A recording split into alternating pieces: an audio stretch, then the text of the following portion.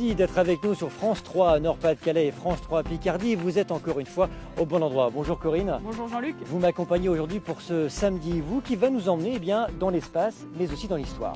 Nous sommes à la Coupole d'Elfaux, à quelques kilomètres de Saint-Omer. La Coupole, un bunker de la Seconde Guerre mondiale, aujourd'hui centre d'histoire et de mémoire. Vous voulez une belle image pour commencer? Regardez la cathédrale de Saint-Omer. On est tout près ici, dédié à Notre-Dame des Miracles. Très très belle image. Et puis on est tout près aussi des célèbres marais de Saint-Omer. On est dans le Domarois, là aussi reconnu au patrimoine mondial de l'UNESCO. Avant cela, on parle de la Coupole d'Elfaux, de la fête de la science. Samedi et vous, c'est parti. 1, 2, 3 et...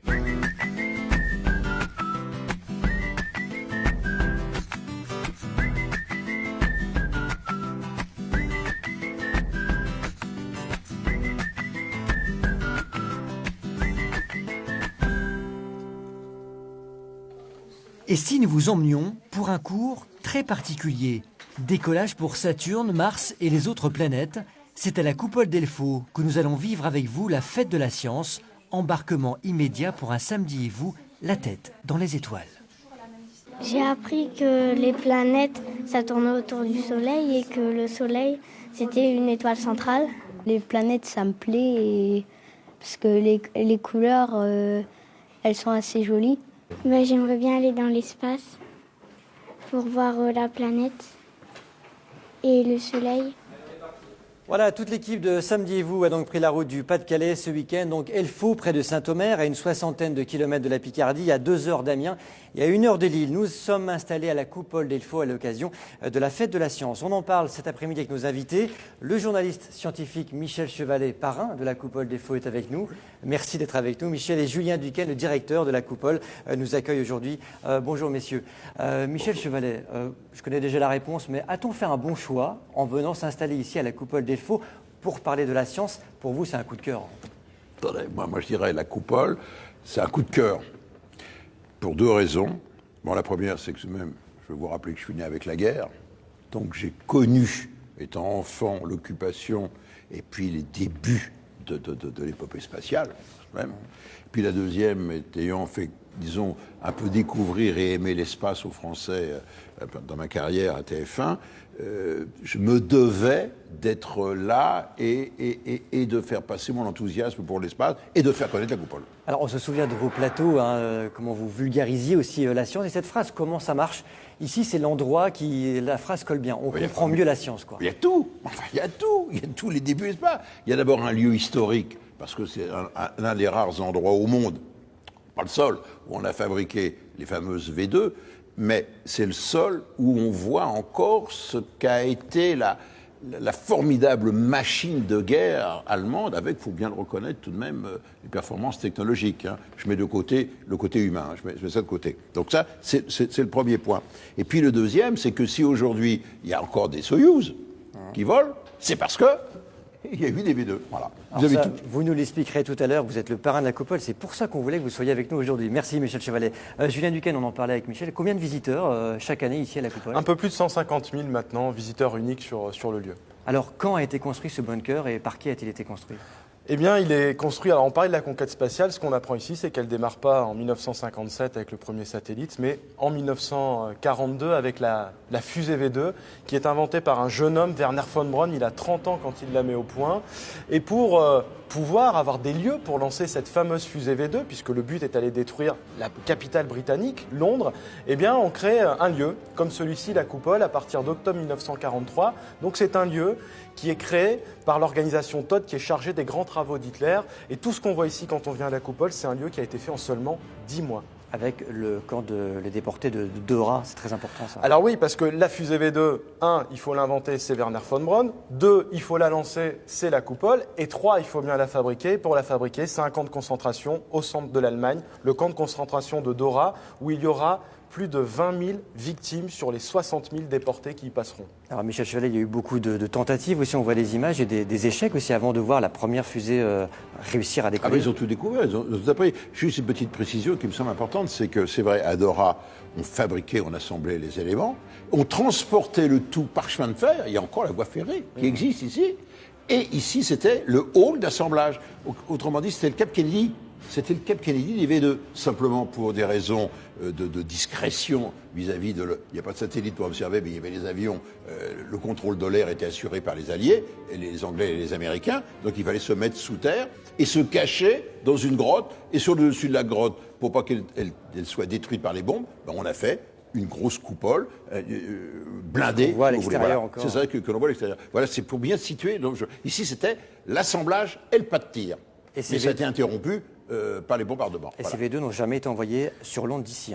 Jamais d'ici, des bases mobiles. Il y a eu 6500 fusées V2 qui ont été en tout construites. Il y en a 3200 qui sont partis. C'est la seule arme, la fusée V2, qui va faire plus de victimes dans sa conception. On a évoqué les 20 000 déportés qui vont mourir à Dora que dans son objectif, puisque les armes secrètes, c'est 10 à 13 000 personnes. C'est un échec militaire, mais c'est la fusée qui va être l'ancêtre de toutes les fusées modernes. Et on en parlera tout à l'heure. Merci messieurs de rester avec nous pour ce samedi. Vous, alors il y a un endroit qui frappe le visiteur quand il pénètre à la coupole. C'est ce long tunnel où vous vous trouvez, Corinne. Oui, tunnel symbolique et autre endroit symbolique, ce sont ces alvéoles, ces pièces où étaient stockées les fameuses fusées V2. Elles étaient stockées ici et arrivaient tout d'abord par le long couloir que l'on découvre actuellement, 300 à 400 mètres de longueur. Les fusées V2 arrivaient ici par convoi ferroviaire et depuis l'ouverture de la coupole au public en 1997, eh bien, ce sont les visiteurs qui empruntent ce chemin. Au bout du couloir, un ascenseur, 3e étage, et là, le public arrive sous le dôme, où vous vous trouvez actuellement, Jean-Luc, en compagnie de vos invités. Oui, Corinne, avec notre invité, Michel Chevalet, on a quitté le plateau quelques instants. On va écouter une phrase. Nous sommes le 20 juillet 1969, Michel, avec cette phrase. We're now in the approach phase, everything looking good. Altitude 4200. Houston, you're go for landing, over. Contact right. Tranquility Base here. The Eagle has landed. That's one small step for man, one giant leap for mankind. Voilà, les Américains marchent sur la Lune. Pourquoi peut-on dire, Michel Chevalet, que tout est parti finalement d'ici, la conquête spatiale est partie d'ici? 69, c'est la Lune décrochée, l'apothéose. On revient en arrière, seulement 57, ça a été la première fusée qui a été lancée. Et on revient encore en arrière, on est quasiment ici à la coupole, la V2 allemande, qui est l'ancêtre de toutes les fusées modernes. Et là, il y avait tous les ingrédients. On a droit à Werner von Braun. 1, il y avait un moteur très puissant, 30 tonnes de poussée. C'était colossal pour l'époque. 2, il y avait des ailerons de guidage, vous voyez, à la base. 3, elle marchait à l'oxygène liquide et à l'alcool. Il n'y avait pas de kérosène. Et 4, indépendamment de la charge, bien sûr, il y avait une tonne d'explosifs. Il y avait ici des gyroscopes pour le guidage. Tous les ingrédients des fusées modernes. Et là, c'était parti. Les Américains ont essayé de les rattraper, mais au début, les Américains n'ont pas cru à la fusée. Très curieux. Les Américains croyaient plutôt au B-52 pour envoyer des bombes sur la tête des Soviétiques. D'accord. Et qu'est-ce qu'ils ont fait? Ils ont demandé à Werner von Braun, qui était passé du côté américain, vous vous en souvenez, de rafistoler une V2 pour en faire un missile. Et le missile, c'était le Redstone. Et le Redstone, ils lui ont mis un étage, ils lui ont mis une capsule Gemini, et ça a permis d'envoyer le premier Américain dans l'espace, Shepard. Vous voyez, c'était très timide. Mais toujours 30 tonnes de poussée. Et les Russes, mais oui, Korolev, génie du côté soviétique, a dit, si je veux envoyer une bombe atomique sur la tête des Américains, il faut faire 8000 km. Pour ça, une fusée très forte, très puissante. Je ne sais pas la faire. Eh bien, je vais prendre 5 V2, je vais les assembler en bottes, en gerbes, et ça a donné cette fusée, la R7, qui était un missile au départ. Et ça a été le début de la conquête de l'espace. 500 tonnes de poussée. On est passé, vous voyez, de 30 tonnes, d'un seul coup, à 500 tonnes. Avec un homme. Ah oui, comme elle était puissante, on a pu faire toutes les grandes premières spatiales, et notamment mettre en haut un homme. C'était Yuri Gagarin, le 12 avril 61. La réponse des Américains, ils n'avaient pas de fusée puissante, ils se sont tournés vers ce qu'ils savaient faire, c'est-à-dire des missiles balistiques. Toujours le point de départ, c'est du militaire, qui a été l'Atlas, qui est ici, l'Atlas. Ils mettaient un deuxième étage, et puis en haut, ils ont mis les fameuses capsules Gemini. Gemini, pourquoi? Il y avait 2 hommes à bord. Les Américains se sont rodés à toute la technologie spatiale, et notamment au rendez-vous dans l'espace. Et ces rendez-vous dans l'espace, c'était indispensable si vous voulez décrocher la Lune. Donc le point de départ, vraiment, du côté américain, ça a été la Titan. Et les Russes, et on arrive à Soyouz. Ils ont fait, mais bien sûr, la Soyouz, ils l'ont améliorée. Regardez, ça c'est la version avec le vaisseau Soyouz qui emmène toujours des hommes dans l'espace. Et je vous signale que la Soyouz, elle est depuis 50 ans, elle fonctionne. C'est la 2 chevaux, la Jeep de l'espace. Elle fonctionne merveilleusement bien. C'est elle qui dessert la station spatiale. Et je vous signale qu'elle a été tirée à 1800 exemplaires et qu'on la tire depuis Kourou, en Guyane. Merci Michel Chevalet, on vous écouterait pendant des heures. Je vous emmène au cinéma, ça marche. Oui. Il y a un endroit ici, il faut vraiment visiter, c'est le planétarium 3D. Là aussi, on est vraiment dans la vulgarisation de la science. Alors, on va voir ça avec ce reportage de Marie-Elisabeth Masson et d'Antoine Morvan. Dès la descente du bus, le voyage commence pour ce groupe de touristes belges. Prière de porter des lunettes spéciales 3D. Embarquement immédiat vers les planètes de notre système solaire. Nous sommes à présent sur Saturne. Saturne qu'on reconnaît à ses anneaux.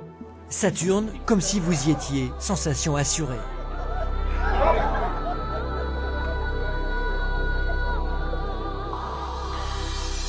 On ne s'imagine pas que ça puisse être des cailloux ainsi, de la glace. On ne s'imagine pas.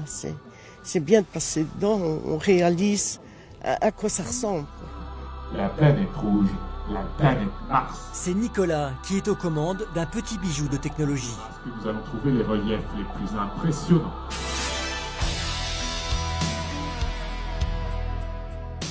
Un planétarium, c'est un simulateur de ciel à 360 degrés. Donc vous allez pouvoir observer le ciel tel que vous le verriez la nuit, mais pas seulement. On peut également voyager de planète en planète à travers l'espace. Les planétariums en 3D, il n'en existe que 2 en France. Et il est également très rare par sa technologie, puisque la technologie qui est employée ici est unique en France. C'est une technologie active, on n'en trouve pas ailleurs dans les planétariums français. Et à travers le monde, il doit y avoir une dizaine de planétariums équipés de ce genre de technologie. C'est un planétarium de dernière génération, où ici on a la toute dernière technologie en matière de 3D. Je vous souhaite un excellent film. Inauguré il y a 3 ans, ce planétarium attire chaque année 70 000 visiteurs. La plus grande réussite fut la station Mir, permettant pendant près de 10 ans une continuelle présence humaine dans l'espace. On était carrément dans l'espace. C'est impressionnant. On n'a jamais vu ça, c'est la première fois que je vois ça. Après Apollo, la navette spatiale. Je crois que je suis né 200 ans plus tôt, trop tôt. C'est ça. Ça m'aurait plu d'y aller. On se voit bien qu'on va éventuellement un jour peut-être mettre le pied, nous, sur la Lune en tant que plutôt touristes. 3, 2, 1, 0. Avant de décoller pour Mars ou pour la Lune, notre groupe est reparti ce jour-là vers Namur, des étoiles plein la tête. Julien Duquesne, c'est un vrai succès ce planétarium. Combien de visiteurs chaque année maintenant? Alors près de 70 000 spectateurs maintenant et puis des conférences. Michel en fait régulièrement. Ça devient un succès vraiment pour les sciences ici sur la région Nord-Pas-de-Calais et la Picardie qui est pas très loin. Et c'est quasiment l'unique en France en fait de ce niveau, hein, on le répète. Oui, avec des lunettes en relief, avec aussi tout ce qu'on a mis en place autour. C'est-à-dire qu'on n'arrive pas dans un équipement où il va falloir comprendre les sciences. On se met au niveau vraiment des gens qui rentrent. Et le petit enfant là, qui a 5 ans jusqu'au papy qui vient avec lui, mais tout le monde va comprendre. Et plutôt qu'aller regarder les étoiles, eh bien, on fait vraiment un voyage, les roches de Saturne, plutôt que les regarder, on va les toucher avec les ferroviaires. On est vraiment dedans, on a essayé, c'est Michel Chevalet, vous qui êtes un homme d'image, c'est vraiment... La formule, moi je dirais, son planétarium, mais non, parce que j'étais un peu le parrain de ça et je trouve ça génial, et on a fait en direct. C'est le seul endroit en France, je tiens à vous préciser, qu'ici, dans le planétarium, on a fait 2 lancements en direct d'Ariane. Eh oui, c'est le seul endroit en France, parce que les retransmissions ne sont pas grand public. Et donc, avec le PDG d'Ariane Espace à l'époque, Jean-Yves Le Gall, qui est maintenant le patron du CNES, on a eu l'autorisation, avec un duplex depuis la salle Jupiter. Eh ben oui, il se passe des choses ici à la Coupole. Et vous qui êtes un homme d'image, c'est vraiment l'idéal, un tel outil pour vulgariser, entre guillemets, la science. Il y a tout. Moi, je dis, il y a un cadre qui est unique au monde, faut pas l'oublier. Il y a tous les débuts de la conquête de l'espace avec les quêtes. Et puis, il a raison, Julien, il faut l'étendre, sortir un peu maintenant de l'espace. Bien sûr, il faut parler de Rosetta, il faut parler de Mars, mais il faut sortir et puis développer la culture scientifique sous tous les aspects. Et comme il y a la structure d'accueil, eh bien, autant en profiter pour faire des conférences et étendre cela à tous les domaines de la science. Et il y a un très beau film aussi sur le D-Day qui a eu beaucoup de succès, Julien, je ne me trompe pas. Bah oui, on regarde les étoiles, mais c'est un lieu de culture au pluriel. Voilà, on peut aussi avoir un travail de mémoire ici sous ce dôme de béton, mais aussi sous le dôme numérique du planétarium. Très bien, merci messieurs. Allez, on va aller rejoindre Corinne Sala, c'est un peu notre Michel Chevalet à nous. Aujourd'hui, elle se promène dans toute la coupole. En jupon. Bon, elle est en jean aujourd'hui, mais allez, on rejoint Corinne Sala. Où vous trouvez-vous, Corinne, dans cette coupole d'Elfo? Eh bien, je suis sous un parasol, me direz-vous. Eh bien, je vous réponds pas du tout. Je suis sous le soleil, car dans cet atelier, c'est ainsi qu'on le symbolise. Nous sommes dans l'atelier, c'est écrit Planète et Système solaire, animé par Marie-Neige. Alors, je suis nouvelle élève dans cette classe. Je m'assois. Marie-Neige, qu'est-ce que le système solaire? Le système solaire s'est formé il y a un peu plus de 4 milliards d'années, avec en son centre le Soleil, que vous aviez dans les mains il y a quelques secondes, donc bien sûr qui est mis à l'échelle, 1 cm représente 6000 km, et autour de ce Soleil gravitent les 8 planètes qui composent le système solaire. En voici une. Voici Saturne. Pourquoi Saturne? Parce que c'est une géante gazeuse qui est entourée d'anneaux. Il y en a une autre devant vous, c'est laquelle? Jupiter, qui a depuis 300 ans ce qu'on appelle l'œil de Jupiter, qui est une tornade géante, qui fait plus de 700 km/h quand même. Alors, comment on fait pour les retenir, toutes ces planètes? On a une phrase mémotechnique. « Mais viens-tu manger jeudi sur une nappe propre ?» Mais viens-tu jeudi manger sur une nappe jeudi sur une nappe propre, Ce qui veut dire permet d'avoir l'ordre des planètes. Mais Mercure, vient Vénus, tue la Terre, manger Mars, jeudi Jupiter, sur Saturne, une Uranus, nappe, Neptune, propre, Pluton. Mais Pluton ne fait plus partie du système solaire depuis 2006. Est-ce que les enfants sont friands du système solaire? Énormément. Énormément. À cet âge-là, ce ne sont plus les dinosaures comme il y a quelques années, ce sont les planètes maintenant qui les intéressent beaucoup. Alors, les planètes, c'est très ludique. On peut s'en servir comme d'un frisbee. Je vais peut-être pas m'y risquer. Jean-Luc, je vous retrouve tout à l'heure, car plutôt que les planètes, je vais plutôt aller m'occuper de faire décoller quelques fusées. Merci Corinne, avec Saturne dans les mains, c'est du rarement vu. Michel Chevalet, dernièrement, l'actualité nous a offert une découverte, la présence de l'eau sur Mars. Alors on se pose tous la question, quel est votre avis? Est-ce qu'un jour, on ira sur Mars? Alors, on situe bien les choses. De l'eau, c'est pas des rivières. Il y a eu beaucoup d'eau. Il y avait même une mer sur Mars. Mais attendez, là, ce sont des petits ruissellements. Mais on le savait depuis 4 ans. On s'en doutait. Et là, on a la Le preuve. problème, c'est qu'il fallait la preuve. Et la preuve, c'est parce qu'il y a eu des analyses avec un satellite qui a dit « Ah, dans ces rigoles, tiens, il y a des perchlorates, il y a des sels. » Autrement dit, c'est le sel qu'on met sur les routes. Enfin, c'est pas un perchlorate, c'est un chlorate de calcium. Et donc là, on s'est dit, eh ben oui, comme ça, l'eau ne peut pas exister à la surface de Mars. Elle est soit solide, soit état de vapeur. Mais liquide, elle ne peut pas parce que c'est le vide. Et donc, parce qu'il y a des sels, l'eau ne gèle pas. Et comme il fait moins 60, donc on peut avoir de l'eau liquide, des suintements. Voilà, c'est pour vous situer, il y a un niveau de problème. Ouais, alors est-ce qu'à votre avis, on ira un jour sur Mars? Est-ce qu'on va connaître ça? Si vous voulez, quand vous regardez les programmes de la NASA, maintenant, aujourd'hui, ils disent, oui, notre prochaine grande étape pour faire rêver les gens, pour mobiliser les gens, parce que vous ne pourrez pas aller sur Mars si, 1, vous n'avez pas la technique, ça on y travaille, si 2, vous n'avez pas la volonté politique, comme on l'a eu pour la Lune, parce que c'est une décision politique, et puis 3, si vous n'avez pas l'argent. Et l'argent, pour le moment, c'est difficile, c'est rare. Mais à la NASA, ils se donnent bien comme objectif, dès 2030, on envisage, sauf qu'il y a juste un dernier point, qui va signer la feuille, go, on part, mais on n'est pas sûr de revenir. Au moment de la Lune, personne ne s'est posé la question et les gars pouvaient mourir. Mais aujourd'hui, personne, à mon avis, ne prendra la responsabilité de dire on les envoie peut-être à la mort. Voilà, vous voyez le truc, il y a une différence psychologique. Hein. Vous deux, ça vous aurait fait rêver d'y aller? Oh, j'y vais. Ah ben oui, là, demain. Là, tout de suite. Michel est candidat à chaque fois. Attendez. C'est vraiment un rêve de... Je l'emmène. Moi, j'aimerais bien l'avoir. Avec moi. C'est un voyage un peu plus long que celui vers la Lune. Hein. Et il n'y a pas de femme à bord, je vous signale, Julien. C'est vrai que ça fait toujours rêver. Allez, on va rejoindre Corinne. Vous nous aviez promis un décollage de fusée. Corinne, alors, est-ce que le pari est tenu?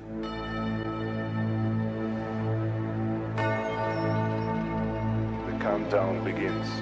5, 4, 3, 2, 1, 0.